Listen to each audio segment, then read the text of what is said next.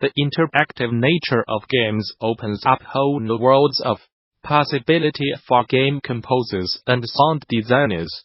But it also brings with it a boatload of potential problems. Luckily, there's going to be a smorgasbord of great talks on the art and business of game audio at the 2019 Game Developers Conference next month, including one that's all about the unique packadelos of player-directed music systems. As part of the GDC 2019 Audio Chekhov Talks, Pix Lopez composer and audio director Samuel Marshall will present The Musical Brush, the interactive music of Concrete Genie, which promises to dive deep into the challenge of creating original game music and interactive music systems. Marshall will give you an earnest look at the challenges of creating an original game score, as well as walking you through the musical brush chime system that allows the player to contribute to the in-game soundtrack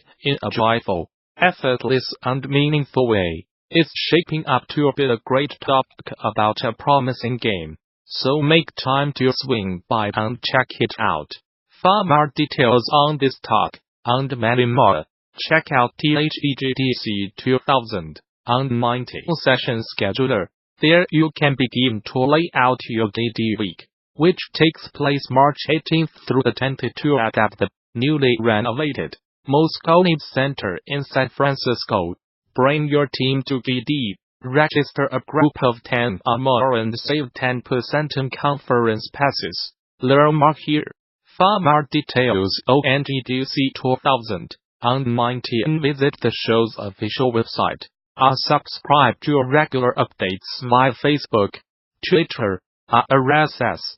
Gamasutra and GD are sibling organizations under parent company Informa. Sony Santa Monica's Cory Barlog, speaking to VentureBet about the development of God of War. Rebooting a franchise is a risky endeavor, and comes with many unknowns. But having helped with the Tomb Raider reboot, while taking creative leave from Sony Santa Monica, God of War lead Cory Barlog got some experience under his belt. In a recent interview with VentureBeat, Barlog discusses his thought process behind pitching the reboot the way he did, as well as the many experiences which all helped him learn to focus his storytelling. After finishing his work on the original God of War trilogy, Barlog describes feeling burned out and wanting to pursue something new. I wanted, creatively, to get a different experience. I am not certain how well I know this or not, but I felt like I did not know a lot that I needed to learn, and I was not going to learn it if I was making the same game over and over again. He explains. Thus, Barlog did a few stints at various places before landing at Crystal Dynamics and helping with Tomb Raider reboot on its cinematics.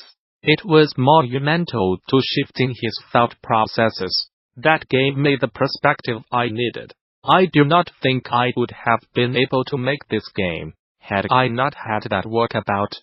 That was really good for me, because it gave me a good understanding of, when they were rebooting, what was their process. I ended up using that. This is not to say they were wrong. It's just that the way they approached it, I looked at it and thought, I'd approach this very differently. He continues. So when it came time to head back to Sony Santa Monica, had some ideas. I think I said, God of War needs a fresh start, but the player needs a fresh start as well. But we do not want to just erase the past. That was an important thing.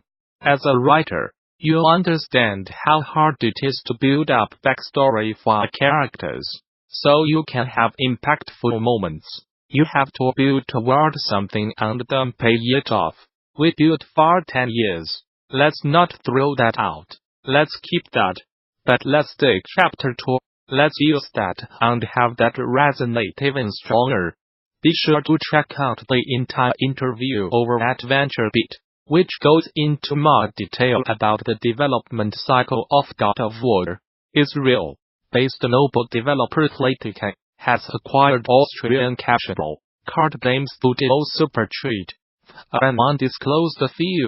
The deal will let Playtika gain the rights to the Solitaire Grand Harvest, which the company's chief marketing officer, Nir Kolchak, claims is one of the highest-grossing solitaire games on the market.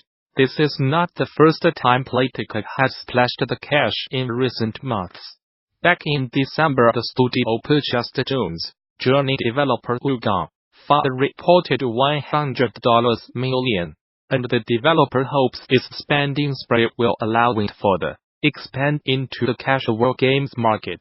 Solitaire is one of the most evergreen single-player games on the very competitive category, but Super Treat cracked it and succeeded in creating one of the highest-grossing solitaire games within just a year of its launch, commented Kolchak. We are confident that by leveraging our live-ups, game economy, and performance marketing expertise, we will make Solitaire Grand Harvest the #1 solitaire game in the market.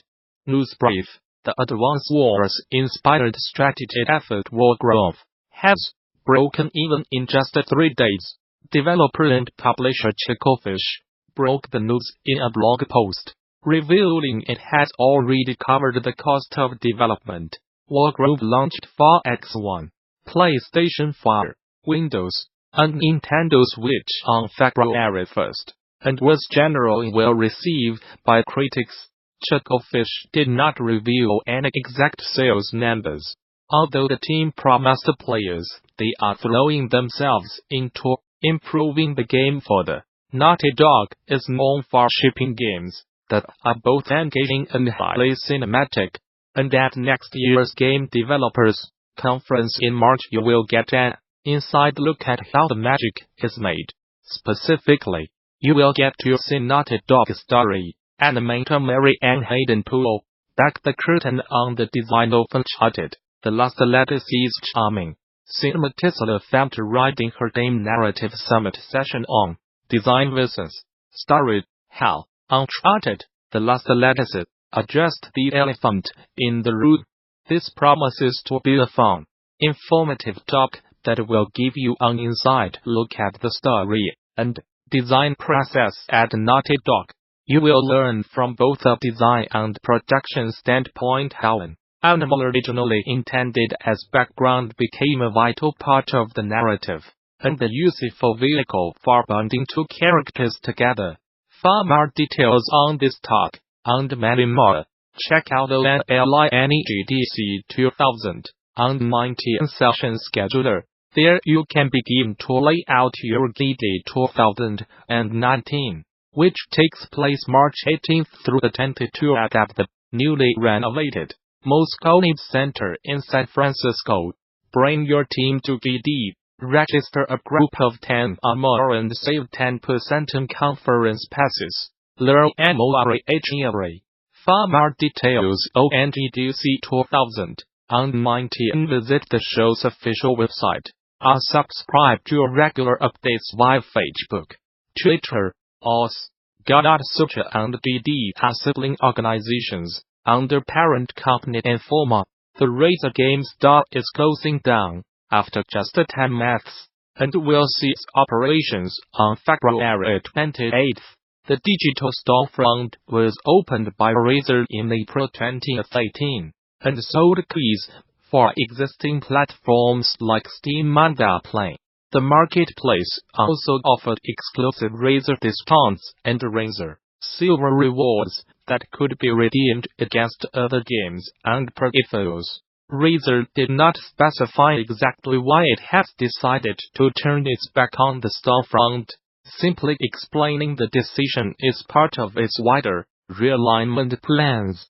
All games purchased through the Razer Game Store will still work after the closure, while pre-orders will also be fulfilled. What's more, all Razer Silver earned through Game Store purchases will still be valid, and can be used to redeem rewards after the store has shut down. You can find out more about the closure by checking out the Razer Game Store FAQ. A few weeks ago, Farm of Irex's game designer Josh Schaefer released at the gates, a solo effort to rebuild the 4X strategy genre, based on Schaefer's experience working on Civilization V. Since its launch, Schaefer has gone on to talk about not just what he thinks he did right with at the gates, but also how his solo efforts impacted his own personal health. That's a heavy and very real topic that many game developers have to deal with when making the games they love. And thankfully John is down to talk about more of his experience today at 3 p.m. over on the BD Twitch channel. If you have got questions about solo dev making for Rex games, or want to ask Schaefer about the experience discussed in his blog, be sure to drop by and ask questions in Twitch chat. And while you are at it,